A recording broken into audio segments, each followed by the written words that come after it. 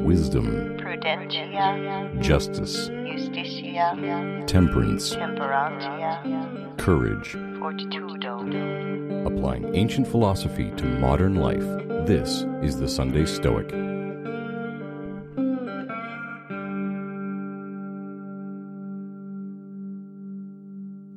Welcome to the Sunday Stoic Podcast. This is Steve coming to you from Conway, Arkansas. And this week we are going to look at 3 readings from the Enchiridion. We're going to look at chapters 37, 38, and 39. Some great little tidbits this week from Epictetus. We're going to talk about not going down the road of extravagance. We're going to talk about guarding our ruling principles as well as sticking to our roles, doing what we feel we're meant to do. And if we do all of these things, all should go well for us. Thank you so much to my patrons for supporting the show. You can do so at patreon.com/SundayStoic. And also, don't forget you can follow me on Twitter, Sunday Stoic, and I do have a Facebook page as well. Chapter 37. If you try to act a part beyond your powers, you not only disgrace yourself in it, but you neglect the part which you could have filled with success. Chapter 38. As in walking you take care not to tread on a nail or to twist your foot, so take care that you do not harm your governing principle. And if we guard this in everything we do, we shall set to work more securely. Chapter 39. Every man's body is a measure for his property, as the foot is the measure for his shoe. If you stick to this limit, you will keep the right measure. If you go beyond it, you are bound to be carried away down a precipice in the end, just as with the shoe. If you once go beyond the foot, your shoe puts on gilding, and soon purple and embroidery. For when once you go beyond the measure, there is no limit. Alright, so what the heck is Epictetus talking about this time? Well, the first one I really like. If you act beyond your power, you will disgrace yourself and you will avoid the thing that you could have succeeded at. How many times have you seen this? How many times has it been you? You know, someone gets a job, some sort of prestigious job because they know somebody. It's not because they're qualified for it. It's because they have friends in high places. And they get this job and they flounder and fail miserably at it, or they steal money because they don't know what they're doing, or they're crooked as hell and they end up in the news, or they bankrupt a company, or whatever it is. It's just terrible, right? But they could have been really good at being someone that wasn't so famous, so well known. They could have been an excellent mailroom clerk or whatever it was, but they overstepped the bounds of what they are good at. I know there are things I would love to do, but I shouldn't volunteer for.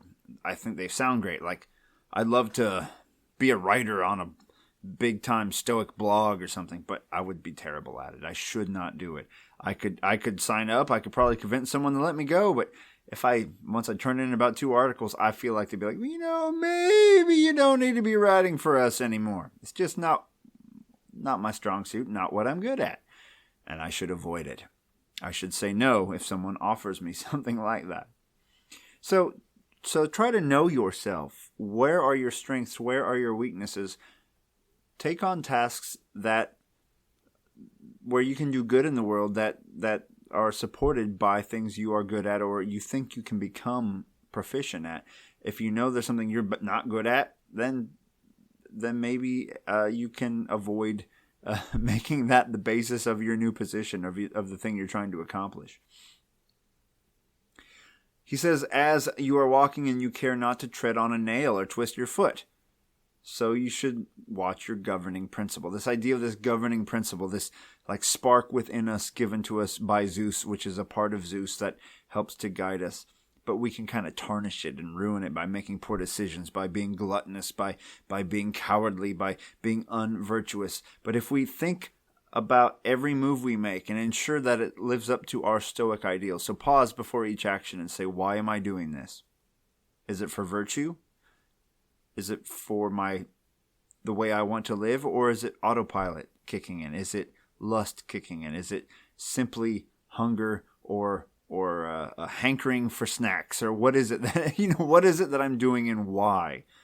If I continue down this road, I may well be tarnishing the very character that I am trying to preserve.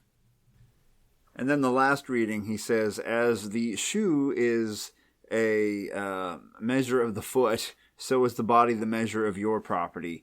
And if you stick to its limit, you'll have the right measure. I think what he's saying there is, as the shoe fits in the foot just right, just the needs of your body is all you really need in this world.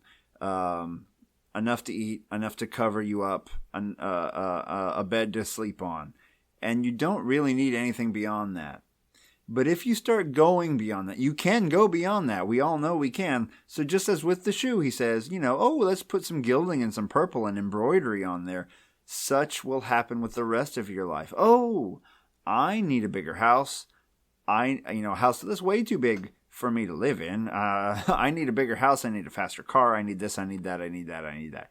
Focus on your needs rather than crazy wants and desires. My mind goes back from time to time on this one to, there seemed to have been, at least for a while, a whole rash of rock stars here in the U.S. who died, and they died by themselves in giant houses. It's like, okay, you have this giant home and there's no one else there to call 911 for you because you've lived in such a way that you're entirely alone. It seems strange to me, but the body only needs so much, and that should be the measure of what we need, what we want, rather than the never-ending hedonic treadmill of desiring more and more and more. So I'm going to try to put some of this into practice a little more, making sure I don't take on tasks that I know I'm not good at. I mean, there are tasks that you'll know are a challenge. That's one thing. But if there's a task that is absolutely something you are not qualified to do and you should not do, you should focus on tasks that you do have the powers to do well at. And also, being mindful of every action.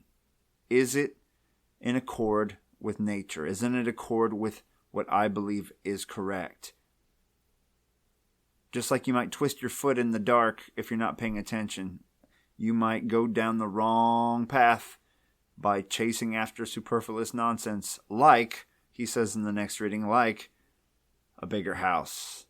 You might want a fancier shoe that the foot fits in a sandal just as well as it fits in $1,000 sneaker that you do not really need. So think about what it is you need versus what it is you want. Watch your governing principle. Watch your decision-making process as it happens. And all will go well for us. All right, all. I should be coming back from vacation about the time this episode airs, so I will see you all again real soon. And thanks for supporting the show. Patreon.com/SundayStoic. Shoot me an email, SundayStoic@gmail.com. And until I see you again, put this stuff into practice and seize the day. Carpe diem. Thank you for listening to The Sunday Stoic. Become a member of the Sunday Stoic team. Earn rewards by becoming a patron at www.patreon.com/SundayStoic. Contact the show by emailing SundayStoic@gmail.com. And as Steve always says, Carpe diem.